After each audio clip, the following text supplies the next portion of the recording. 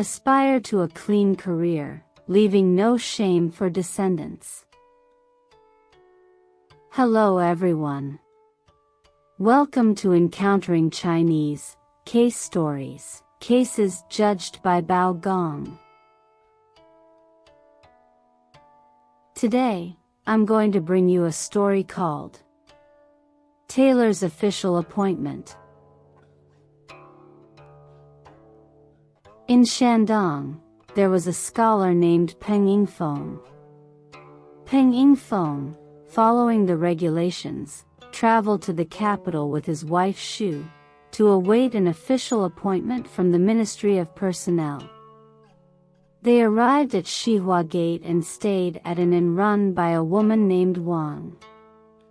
However, they were unaware that the appointment ceremony would not take place for another 6 months. Peng Yingfeng considered returning home, but due to the long distance, he decided to stay and wait. Xu spent her days in their room, embroidering pillows and making flowered shoes, which she sold to earn some money. One day, a scholar from Zhejiang named Yao Hongyu lodged at Zhu's house, which was directly opposite Wang's inn. He saw Xu, who was exceptionally beautiful, and asked Wang, "Where is the lady staying in your inn from?" Wang replied, "She is the wife of my guest, Peng Yingfeng." Yao Hongyu said, "I would like to talk with her. Could you help me arrange that?" Wang, understanding Yao Hongyu's intentions, devised a plan and said, "Not only can I arrange a meeting, but I also know that the scholar is currently low on funds. I can even get Peng Yingfeng to sell his wife to you." Yao Hongyu was delighted and said, "If you can truly do that, I will be at your disposal and follow your every command." They chatted a while longer before parting ways. Wang thought to herself that Peng Yingfeng had been staying at the inn for a while and had already run out of travel funds. He even owed her rent. So, she went upstairs to visit Xu. Seeing Peng Yingfeng and his wife, she sat down and said, "Mr. Peng, you should find some work outside the woman gate. You could earn money by writing letters or announcements for people passing by. That way, life would be a bit easier for you." Xu agreed and said to her husband, "Aunt Wang is right. You should go." Peng Yingfeng took her advice, grabbed a pen, and headed to Woman Gate to try his luck at earning money by writing for others. As soon as he arrived, he saw a captain coming out of the Imperial Observatory. The captain asked Peng Yingfeng if he could write, and upon hearing that he could, he led him inside to see the eunuch steward, Eunuch Li. Eunuch Li instructed Peng Yingfeng to copy documents in the eastern corridor. That evening, Peng Yingfeng returned to the inn and said to Wang and Xu, "Thanks to Wang's suggestion, I found a job at the Imperial Observatory, helping Eunuch Li with writing." Xu replied, "That's wonderful. Make sure you work diligently." Wang, secretly delighted, said to Peng Yingfeng, "Mr. Peng, I heard that Eunuch Li values hard-working people. Tomorrow, you should go to the Imperial Observatory and stay there for a month without coming out. This way, he will highly regard you, and when the Ministry of Personnel appoints officials, he will surely put in a good word for you. Your wife will stay here with me, and you needn't worry. I'll take good care of her." Peng Yingfeng found this reasonable and did as she suggested, taking his son along with him to the Imperial Observatory, and from that day on, they didn't come out again. At this time, Wang went to Yao Hongyu's residence. She deceived Yao Hongyu, telling him that Peng Yingfeng was willing to sell his wife. Naturally, Yao Hongyu was very pleased and asked Wang how much dowry he needed to prepare. Wang said, 100 taels of silver. So, Yao Hongyu immediately took out 70 taels as a down payment and gave another 10 taels as a thank you gift to Wang. Wang then asked Yao Hongyu, Mr. Yao, what official position do you hold now? Yao Hongyu replied, I am the county magistrate of Chenlia. Wang said, Peng Yingfeng asked me to tell you that when you prepare to take the boat back to Chenlia, he will send Shu to the dock in a sedan chair. Yao Hongyu said, Then I will set off immediately and wait for her on the boat at Zhangjiawan dock. Wang then hired a sedan chair and went back to see Shu. She said to Shu, Madam, Mr. Peng is living well in Eunuch Li's residence. He has hired a sedan chair, which is waiting outside to take you to the residence to live with him. Shu, suspecting nothing, packed her belongings and got into the sedan chair. Wang secretly took her to Zhangjiawan dock. When Shu got out of the sedan chair and saw that it was an official boat waiting for her, she asked Wang, Didn't you say my husband was taking me to the Imperial Observatory? Why are we here? Wang deceived Shu again, saying, Now I must tell you the truth. Your husband, because of his poverty, feared he would hold you back, so he has married you off to Yao Hongyu. Mr. Yao is now the county magistrate of Chenlia, and he has never married before. Madam, you will now be the magistrate's wife. Mr. Peng has also received 80 taels of silver and signed a new marriage contract with Mr. Yao. Look, here it is. Shu, being illiterate, did not doubt her words. She remained silent and followed Yao Hongyu to Chenlia. About a month later, Peng Yingfeng left the Imperial Observatory and returned to the inn, but did not see Shu. He went to ask Wang. Wang, pretending to be aggrieved, told him, That day, a sedan chair carrier came to my inn, saying it was the sedan chair you hired to take your wife to the Imperial Observatory.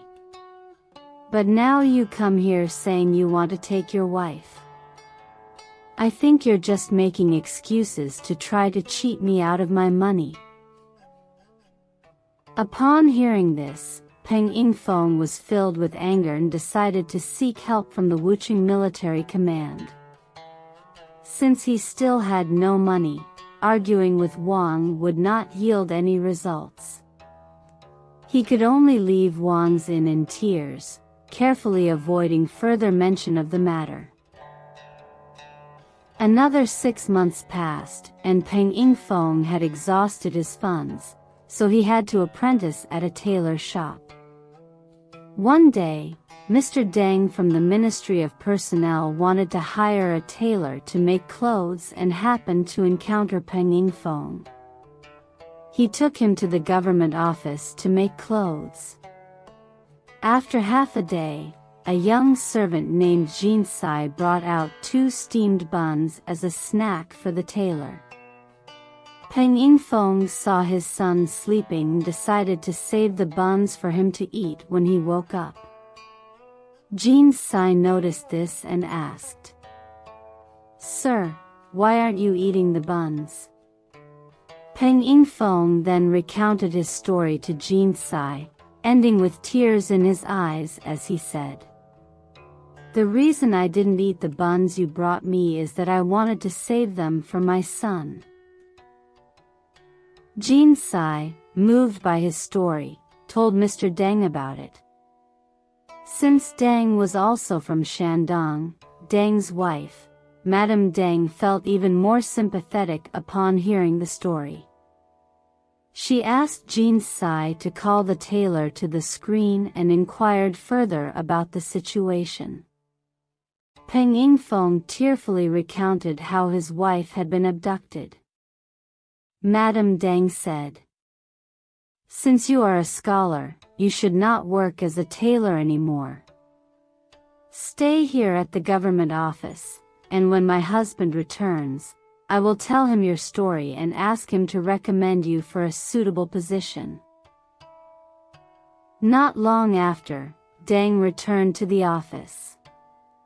Madame Deng told him, "Husband, the tailor you hired today is not an ordinary person. He is your fellow countryman and a scholar waiting for an appointment from the Ministry of Personnel. 6 months ago, his wife was abducted. He has since run out of travel expenses and has been forced to learn tailoring to make a living. Since he is from your hometown, I thought you might help him." Upon hearing this, Deng called Peng Yingfeng and asked, "Since you are a scholar, can you show me proof?" Peng Yingfeng took a document from his pocket and showed it to Deng, who found it to be true. Deng said, "According to your document, the appointment papers will not be issued until April next year. Prepare an application document tomorrow, and I can help you get a good position." Peng Yingfeng was overjoyed and immediately prepared the document. Deng then submitted the document to the Ministry of Personnel and recommended Peng Yingfeng for the position of assistant magistrate in Chenlia County. Peng Yingfeng received his appointment letter and went to Wang's house to bid farewell. When Wang saw him, she asked, "Mr. Peng, congratulations. Where are you going to serve?" Peng Yingfeng replied, "My position is Assistant Magistrate of Chenlia County." Upon hearing this, Wang became extremely anxious and hurriedly said, "Mr. Peng, you have lived in my house for so many days, and I haven't treated you well enough.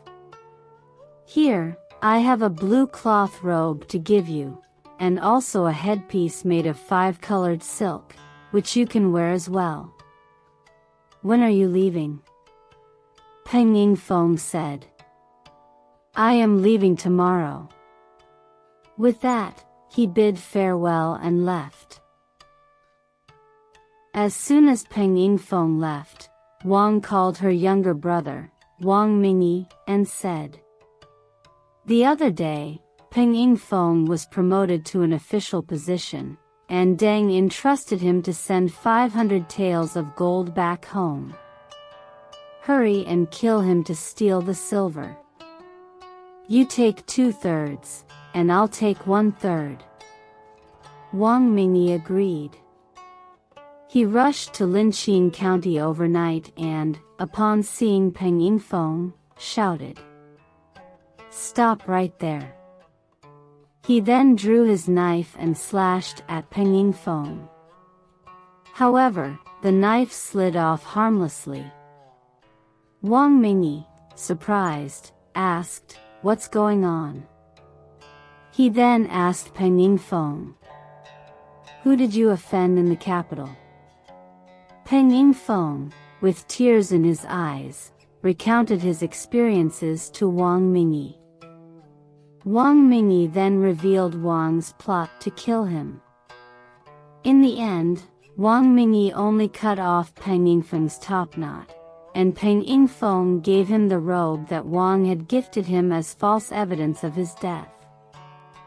Wang Mingyi returned and reported to Wang, saying, "I have killed Peng Yingfeng. Here is his topknot and his robe." Wang, overjoyed, said, "The troublemaker is finally dealt with." A few months after Peng Yingfeng took office in Chenlia, one day his child was playing in the yamen and accidentally ran into the county magistrate's inner residence. The magistrate's wife Shu saw the child and thought, "This child looks familiar. How did he end up here?" At that moment, Yao Hongyu was preparing a banquet and had invited 2 subordinates to dine in the inner residence. Shu, hiding behind a screen, observed and discovered that one of the guests was her husband, Peng Yingfeng. Unable to contain herself, Shu rushed out. Peng Yingfeng saw her, and they embraced each other, crying as they explained the situation. Yao Hongyu was so frightened that he was speechless. Peng Yingfeng then brought Shu to see their son, and the family was finally reunited. Afterwards, Peng Yingfeng reported the incident to Judge Bao. Judge Bao was furious upon hearing the story and immediately wrote a letter to the court. As a result, Yao Hongyu was sentenced to exile at the border. Judge Bao also dispatched Zhang Long and Zhao Hu to arrest Wang at Xihua Gate in the capital. She was given 100 lashes and, under severe punishment, eventually confessed.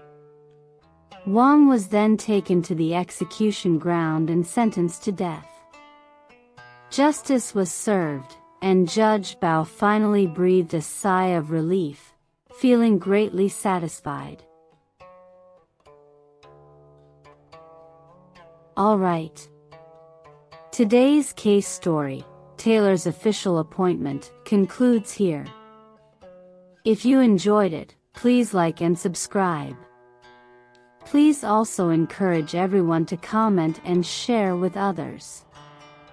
See you again in the next issue.